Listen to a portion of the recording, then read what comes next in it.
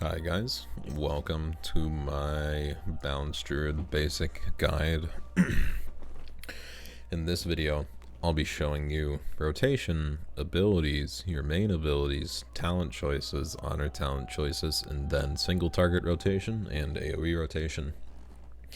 If you want stat priority, go take a look at Icy Veins. Icy Veins is a very good World of Warcraft website. If you go to their Balanced Druid page and look at stats, it will tell you what stats to stack and in what order you want to be prioritizing those. So go ahead and look there if you want stats. Let's go over abilities. Just running through the spellbook real quick. Celestial Alignment increases the damage of all your spells by 15%, grants you 15% haste for 20 seconds. Lunar Strike calls down a Lunar Strike, deals 1000 arcane damage to the target and 340 damage to all other enemies within 8 yards, generates 12 astral power. Astral power being your resource. Moonfire does damage, then does a ton of damage over time. Moonkin form increases while in this form, single target attacks against you have a 15% chance to make your Lunar Strike instant cast. Also increases the damage from your spells by 10% and also gives you armor as well. New Moon is a talent, I'll talk about that later. Regrowth is baseline and is usable in Moonkin form. It's pretty much a healing touch that gives a heal over time. However, it does cost about a fourth of your mana. Star Surge deals decent astral damage, also gives you a lunar and solar empowerment, and those lunar and solar empowerments, if you don't know, are just buffs to your Lunar Strike and your Solar Wrath, which will increase the damage of those and also reduce the cast time. Solar Wrath is a 1.3 second cast time, 45 yard range, deals nature damage and generates 8 astral power. Sunfire is like Moonfire, does damage initially and then does significantly more damage over time. That's about it. Another thing to keep in mind, Astral Influence, the range of our abilities is increased by 5 yards, so we have the same range as a Marksman Hunter. Eclipse is also new. Lunar Strike has a 20% chance to grant you Solar Empowerment. Solar Wrath has a 20% chance to grant you Lunar Empowerments. Star Surge grants you both. Lunar Empowerment increases the damage of your next Lunar Strike by 52%, which is this spell, and reduces the cast time. Solar Empowerment, which is Solar Wrath based, cast your next Solar Wrath, explode for an additional 26% of its damage to all nearby enemies, and reduces the cast time by 15%. Our Mastery increases Moonfire, Sunfire, and Starfall damage, increases Star Surge damage, and also increases the damage bonus of our Lunar and Solar Empowerment by an additional amount. 4 pages in your spellbook, that's a good sign. More spells, in my opinion, mean more fun. So, we'll be going over rotation in a little bit, but let's talk about talents. Force of Nature, I just don't think it's good. I've never used it. It would be cool if the Trents actually casted spells, but they don't. They're just melee. So, yeah.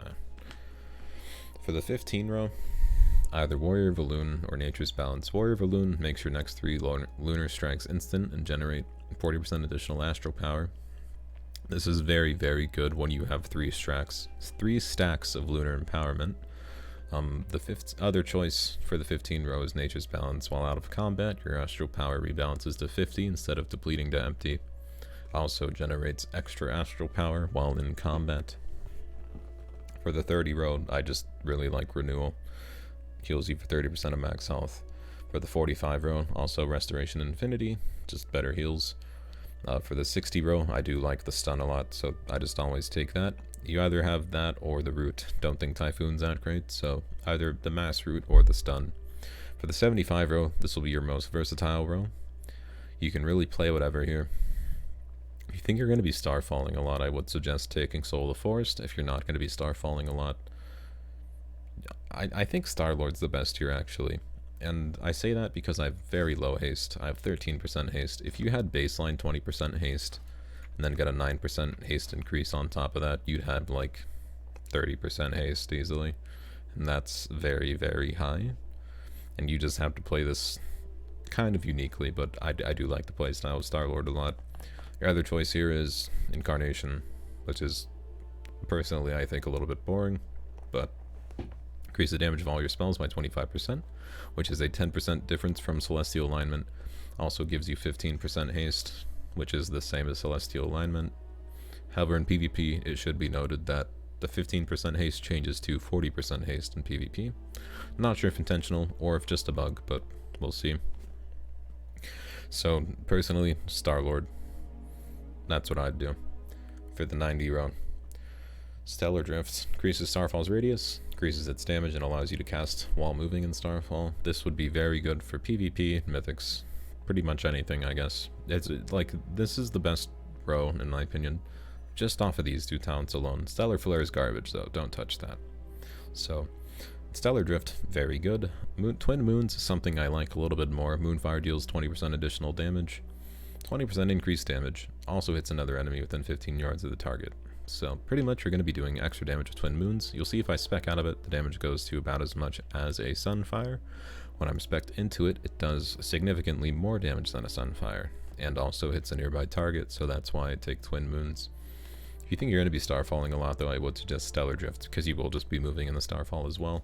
It does make the AoE of your starfall very, very large. That covers about 5 targets, and this one will cover...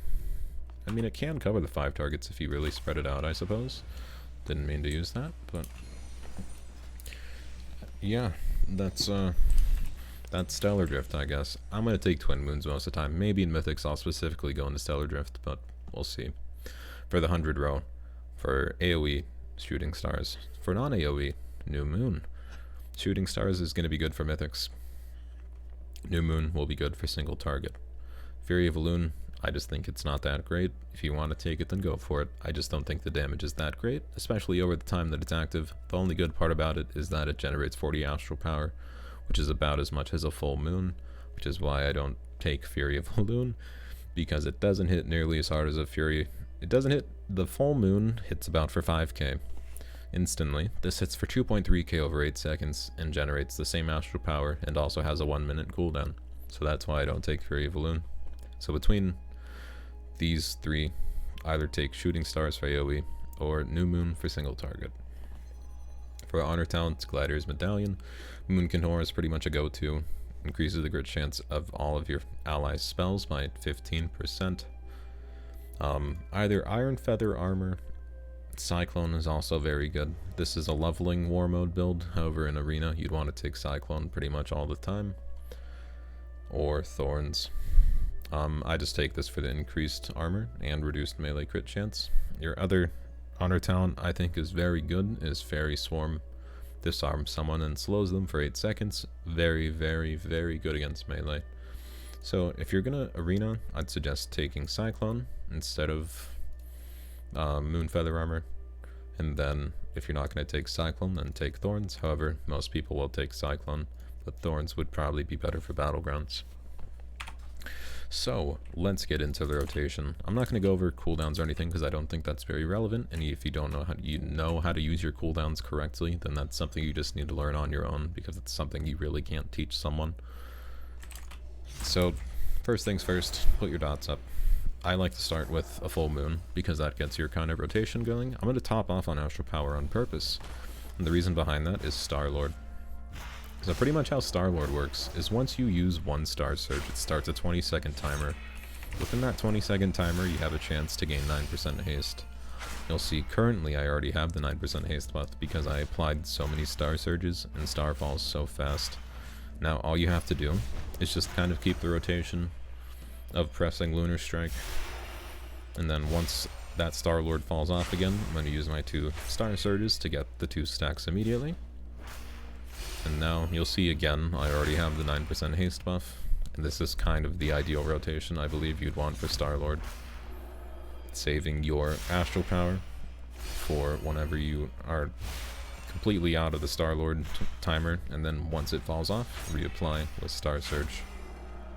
Another thing to keep in mind is with Warrior of Elune, you're going to be able to get instant cast Lunar Strikes.